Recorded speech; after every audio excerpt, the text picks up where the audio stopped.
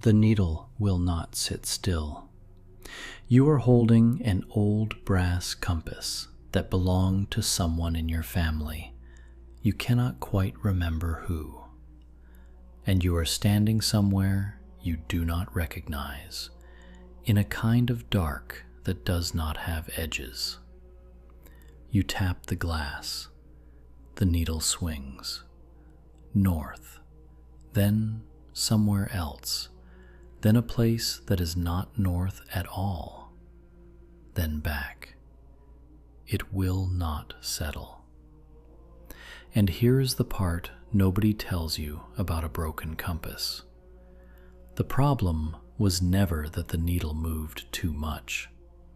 The problem is that it could not tell the difference between something it should run from and something it should run toward. You can hear weather somewhere off to your left, though you cannot tell if it is moving closer or pulling away. The glass over the dial is scratched in one corner, the kind of wear that only happens after decades in someone's coat pocket, carried through places you will never know about. And you do the thing everyone does with a compass that will not behave. You shake it. You hold it level, then tilt it, then hold it level again, as if the problem is your hand and not the needle.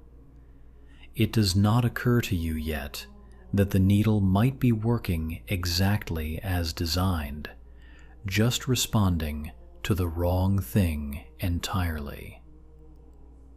I need to tell you something, and it is going to undo a sentence you have probably heard since you were a child, sitting in a pew with your shoes not touching the floor. You were taught that the fear of the Lord is the beginning of wisdom, and you were taught it the way you would teach a child to be afraid of a hot stove. Don't touch it, or it will hurt you. That is what most of us absorbed before we were old enough to ask a single question about the Hebrew word sitting underneath that sentence. And the word underneath it does not mean what you think it means. Not even close. Hold on to the compass. We are coming back to it. Because what that needle is doing, spinning between two completely different responses, is exactly what is happening inside the word fear every single time you read it in your English Bible. By the end of this, you are going to know which direction it actually points. Here is the sentence. The fear of the Lord is the beginning of wisdom. It shows up in one form or another across Proverbs, Psalms, Job, Ecclesiastes. It runs through the wisdom writings of Israel the way a single root system runs under an entire orchard, surfacing again and again in different trees. And almost everybody who has read it in English has carried a quiet unease about it, because in English, fear only means one thing: scared. The feeling that arrives when headlights swing across your bedroom ceiling at 2 a.m. and you don't know whose car that is. The breath you hold when the doctor's office calls back the same day instead of waiting for the results to come in the mail. That is what the word fear does in English. So when you read the fear of the Lord through that lens, it sounds like a religion built on staying out of trouble. Obey or get hurt. Be afraid of God because the alternative is worse. That is what most English readers hear. It is not what the Hebrew says. There are 2 Hebrew words sitting underneath the English word fear, and the writers of the Old Testament never confused them. One is pachad, spelled with the letters pe, chet, dalet.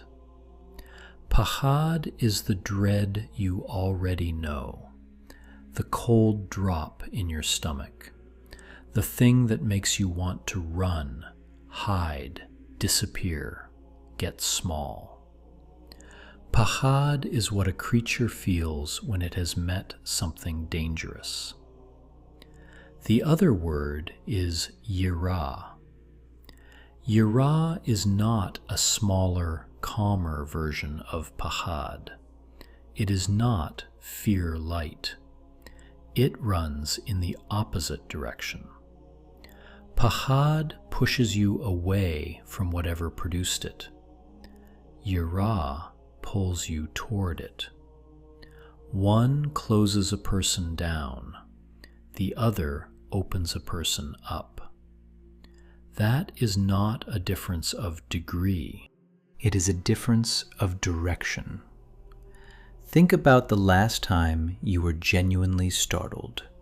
A car horn behind you, a hand on your shoulder you did not expect. Your whole body answers before your mind catches up, and the answer is always the same. Pull back, get small, put distance between yourself and whatever just happened. That is pachad's whole vocabulary. It only knows one move. Yirah knows a different one entirely. The move your body makes when something is not dangerous, but is simply too large to take in all at once. The way you lean in rather than pull back when you stand at the edge of something genuinely vast. And almost every English Bible flattens both words into the same 4 letters, fear, and leaves you to sort out on your own which one you are supposed to be feeling. Job is where you can watch the distinction happen inside a single life, almost in real time. Start in the middle of his suffering, after he has lost his children and his health, and is sitting in ash while 3 friends take turns explaining his pain to him as if he were not in the room. He is scraping his own skin with a broken piece of pottery, the kind of detail the text includes almost in passing, the way you would mention furniture. The ash is cold by then, days old, and his friends have stopped offering comfort and started offering theology instead, each one circling the same question from a slightly different angle, each one certain they have found the missing piece. Job admits, in his own words, that the very thing he always dreaded in the back of his mind has finally landed on him. Exactly the disaster he used to picture in his worst moments. The word there is pachad. The catastrophe he had spent years quietly imagining in the dark. It arrived. That is what pachad does. It does not just describe a feeling. It describes a forecast that eventually comes true. Now go back to the very first verse of the book, before any of it has happened, where the narrator introduces Job as a person. The introduction is simple: blameless, upright, devoted. The kind of man who turned away from evil because of how he stood before God. The word used for that posture is yirah, the same root as yirah. Job feared God. Not the way he feared the disaster, a different posture entirely. Here is what is worth sitting with for a moment. One of those fears arrived and took everything from him. The other one never left. Not in the ashes, not in the arguments, not in the long silence of God that stretches across chapter after chapter with no answer coming. The yirah outlasted the wreckage. The pachad was the wreckage. Same book, same man, two completely different Hebrew roots, and the one that survived the fire is the one most of us were never taught to want. This is where most English readers get the opening line of Proverbs slightly tangled, and it is worth untangling. The line you have probably heard quoted as "the fear of the Lord is the beginning of wisdom" actually belongs to Proverbs chapter 9 and to Psalm 111. Proverbs chapter 1 verse 7 says something a little different. The fear of the Lord is the beginning of knowledge. Da'at. Not wisdom, chokhmah. Knowledge. And the distinction matters more than it sounds like it should, because da'at in Hebrew is not information. It is not trivia you could look up. The same root shows up in Genesis when it says Adam knew his wife. That is not a euphemism reaching for politeness. It is the actual word da'at, the kind of knowing that only comes from contact, from nearness, from being changed by something because you actually touched it. So when Proverbs says yirah is the beginning of da'at, it is not saying reverence opens the door to facts about God. It is saying reverence is the doorway into the kind of knowing that comes from proximity. You cannot get it from a textbook. You can only get it by drawing near to the thing itself. Proverbs 9 pairs it with a second line, the one usually missing from the quote. To know the Holy One as holy, it says, is itself what real understanding is. Read the two halves as one thought. To yirah God is to know Him as holy. To know Him as holy is to yirah Him. They are not two steps where one happens and the other follows 3 verses later. They are the same movement described twice from 2 angles. And then there is the woman in Proverbs 31, 22 verses, one for every letter of the Hebrew alphabet, the most carefully built portrait of competence in the entire book. Her business sense, her strength, her generosity, her hands never idle, verse after verse stacking skill on top of skill. Charm doesn't hold up, the poem finally says, and beauty fades, but the woman who lives in yirah is the one who gets remembered. Not her competence, not her strength, her yirah. The thing underneath every other thing the poem just spent 20 verses describing. Go back further, to a man standing in front of a bush that is burning and somehow not being consumed by it. Moses turns aside to look. That detail matters. He does not run. He turns toward the fire. When God speaks His name out of the flame, the text says Moses hid his face because he was afraid to look at God. Yareh, same root as yirah. What happens next is the part people skip past too fast. God does not punish him for getting close. God does not tell him to back away. God hands him an assignment that will define the rest of his life. The yirah at the bush was not the end of the encounter. It was the doorway into it. Compare that to a mountain shaking with smoke and thunder a few chapters later. The entire nation of Israel pulled back at the base of Sinai, the ground itself trembling under their feet, the sound of a trumpet getting louder instead of fading the way trumpets are supposed to, terrified, begging Moses to be the go-between because they cannot bear to hear God's voice directly.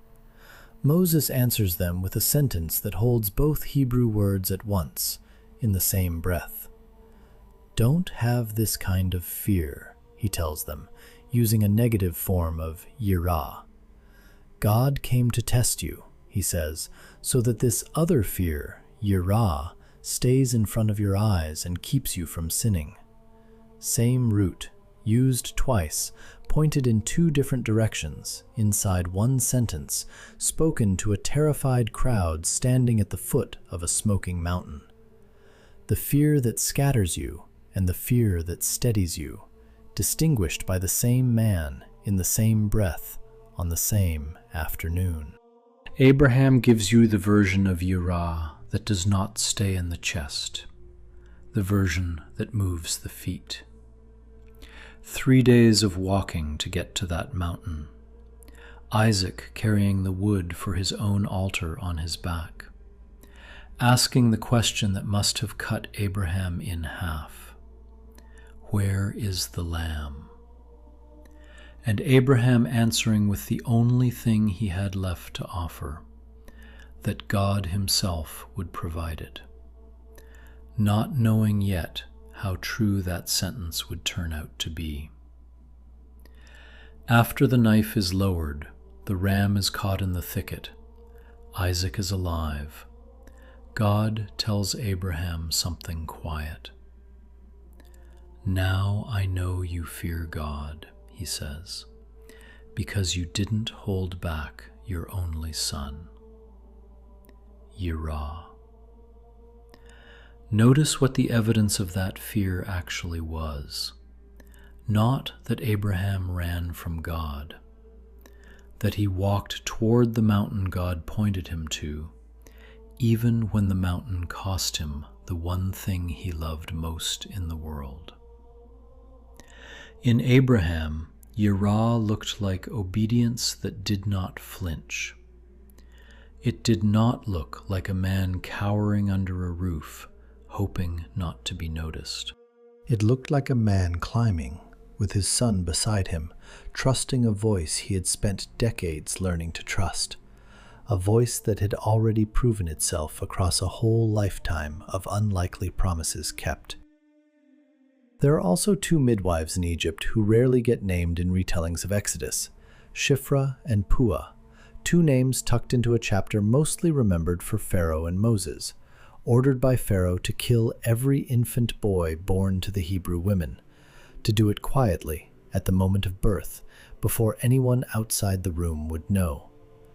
The reason given for their refusal is simple. They feared God too much to do what Pharaoh told them to do. Yirah again. Look at what that fear produced. Not paralysis. Not a quiet prayer said in private followed by quiet obedience to Pharaoh anyway. Civil disobedience at the risk of their own lives, because they understood which king was actually in charge of the room. Yirah in those 2 women was not a feeling kept on the inside. It was a decision made under pressure that told you exactly what was real. There is a passage in Isaiah that almost everyone reads for the messianic part and skips past the strangest detail in it.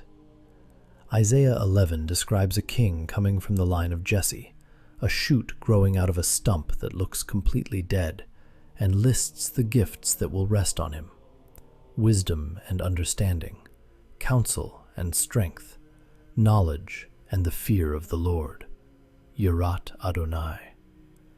The Messiah himself is given yirah as a gift of the Spirit. Sit with that for a second. The one through whom everything gets put back together is described as carrying reverence, not because he needs correcting, but as part of what makes him who he is. Then verse 3 adds something most translations soften into the word delight, but the Hebrew root underneath it is actually the word for scent, for fragrance. The same root some later Jewish tradition connects to the idea of perceiving something instinctively, the way you would recognize a smell before you could explain why. His delight will be in the fear of the Lord, not his obligation, not his burden, something closer to a fragrance he leans toward because it is good. That single detail reframes the entire idea. Yirah was never supposed to feel like tiptoeing around someone unpredictable. It was supposed to feel like leaning toward the one thing in the universe that is actually safe to lean toward.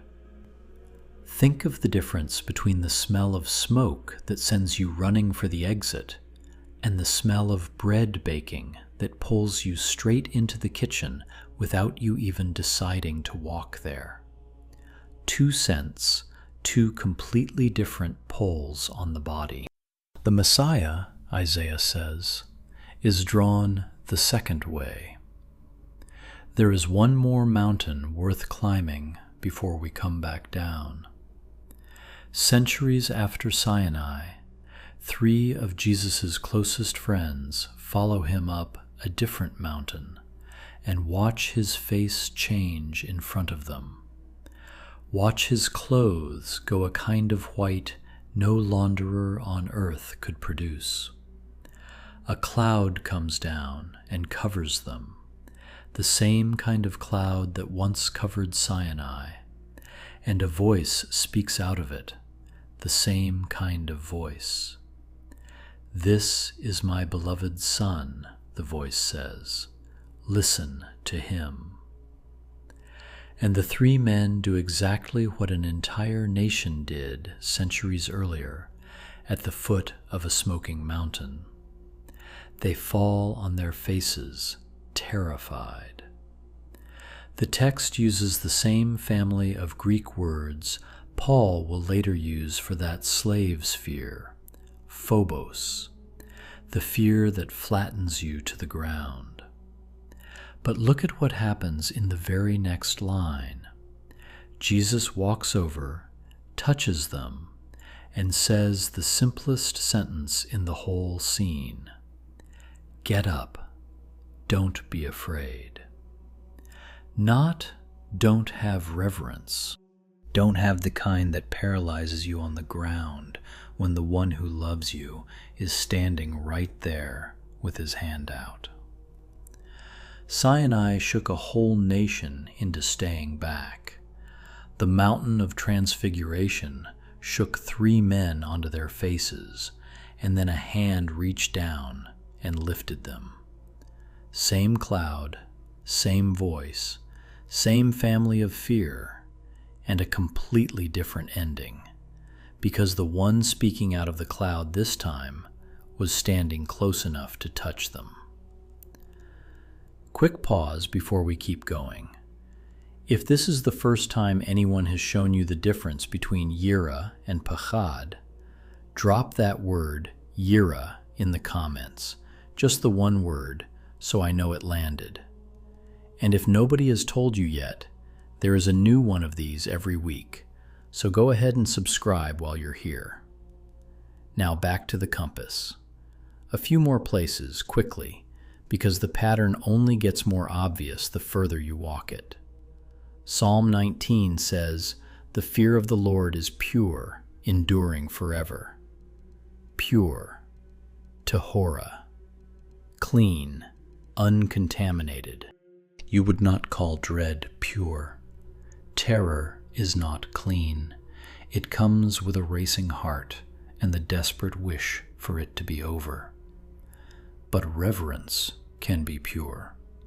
An undivided attention towards something holy, without performance, without an audience, can be exactly that. Psalm 115 places yirah next to trust in the same line. The ones who fear the Lord, it says, are the ones who trust the Lord. If fear simply meant terror, that sentence would not make sense. You do not trust the thing that terrifies you. You avoid it. You appease it. You do not lean your whole weight on it. Trust and yirah, sitting in the same breath, only works if yirah was never about being scared in the first place.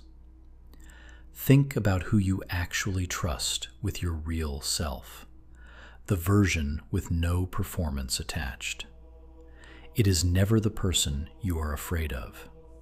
It is always the person whose character you have come to rely on so completely that being fully seen by them stops feeling dangerous. That is closer to what the psalmist means, than anything resembling dread. And Ecclesiastes, after the most exhausted book in the whole Bible, has tried pleasure and work and wisdom and folly, and found every single one of them to be vapor, lands on its very last line with this: fear God, keep his commandments, because that's the whole of what a person is for. Not part of the picture, the whole of it. The teacher looked everywhere a person could look, and came back at the very end to the one thing that held. Now bring this into the New Testament, because the writers carrying this tradition forward in Greek are making the exact same distinction, just in a different language. Paul, writing to the church in Rome, tells them plainly, "What you got was not a slave spirit that drags you back into fear. It was the spirit of a child adopted into the family, the kind that can finally call God Abba, Father." The Greek word there is phobos, and what Paul is removing is not awe. He is removing the fear of a slave who obeys only because the whip is worse than the obedience. That fear is gone. What replaced it was not the absence of reverence. It was a relationship close enough that the reverence could finally rest inside it, instead of standing outside the door. Think about the difference between a household where the staff straighten up the moment the owner walks in, careful, watchful, calculating, and a household where a child runs straight at their father's legs the second he comes through the door. Both households contain real respect for who that man is. Only one of them contains fear that has learned it does not have to run. A letter from John says something almost everybody quotes out of context. "Love leaves no room for that kind of fear," he writes, "because real fear is tangled up with punishment, and perfect love pushes it out the door." Read it carefully. John is naming a very specific fear there, the fear of being found out. The fear that if God really saw you clearly, he would destroy you. That is pachad, wearing a religious costume. Love removes it, because the person who has actually received what God did for them is not standing in front of a judge looking for a reason to condemn. They are standing in front of someone who already did the costly thing to bring them home. That fear leaves. It does not get managed down slowly over years of trying harder. It leaves the way a hostage leaves a building once the standoff is actually over. Not gradually, completely. But the same writer, in the same letters, later hears an angel flying through heaven, calling out to every nation on earth, "Fear God and give him glory." Same word, same author, opposite instruction. And it is not a contradiction. The fear of punishment is gone. The yirah is permanent. One was never meant to survive the cross. The other was never meant to leave. So go back to the compass in your hand, the needle that would not settle. Here is what was actually wrong with it. It was never broken because it moved too much. It was broken because it could not tell true north from a storm. Pachad and yirah will both make your pulse do something. Both will make you feel small in front of something larger than you. From the inside, in the first half second, they can almost feel the same. But one is the needle spinning toward the thing that will hurt you. The other is the needle finally finding the one fixed point in the whole sky that will never move, never lie, never run out on you. True north was never the storm. It was never the thing you were running from. It was the thing the whole compass was built to find. Once that needle settles, once it actually locks onto God instead of spinning between every threat in the room, you stop wasting your life flinching at shadows, and you finally start walking somewhere. Think about what a sailor does once the needle finally locks. Not relax completely, not stop paying attention to the wind or the water, but something in the shoulders lets go. The white-knuckle grip on the wheel eases just slightly, because there is one thing in the whole dark sky that is no longer a question. That is what yirah does once it finds its true object. It does not erase the size of the storm around you. It just gives you one fixed point you no longer have to wonder about. The storm is still real. The waves do not get smaller because you finally know where north is. But you are no longer steering blind, and that changes everything about how the next hour goes. The place that needle ultimately settles on is not a doctrine. It is a person. The same God who let a man hide his face at a burning bush and still handed him a calling.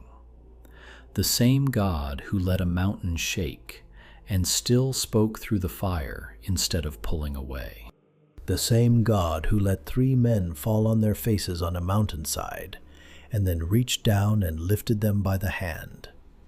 The same God who let his own Son carry our pachad, the punishment, the dread, the thing that should have been ours, all the way to a cross, so that what was left for you was only yirah, only the kind of fear that draws you closer instead of driving you off. The cross is the only place in the whole story where pachad and yirah meet at the same point at the same time. His pachad and our rescue, his dread and our freedom, and walk out the other side completely reversed. If you grew up thinking God was someone to manage carefully, someone whose mood you had to track the way you'd track a parent who might snap, I am not telling you that fear was imaginary. I am telling you it was aimed at the wrong target the whole time. You were handed pachad and told it was yirah. You were taught to flinch at the very thing you were actually built to walk toward. Maybe that shows up now as the way you pray faster when you've messed up. The way you go quiet around church instead of close. The way good news still makes you brace for the part where it falls apart. Maybe that is why prayer has felt for years like tiptoeing past a door instead of walking into a room where you are wanted. It does not have to stay that way. The compass was never broken beyond repair. It just needed to be shown true north. So the next time someone tells you the fear of the Lord is the beginning of wisdom, and it sounds to you like a warning, remember the needle. Remember the difference between the fear that scatters and the fear that steadies. The fear that empties a room and the fear that fills it with the one presence worth being filled by. Remember which direction it is actually built to point. Not away, toward.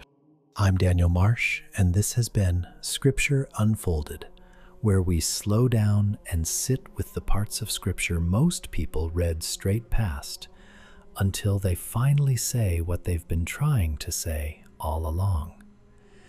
If you haven't yet, go ahead and subscribe. There's a new one of these every week. If a face came to mind while I was talking, Someone who has spent years scared of God instead of drawn toward Him. Send them this. Let them hear that the needle was never broken. It was just never shown which way was actually north. Hold on to your compass. Keep walking toward the only fixed point that has never once moved. We'll keep walking together.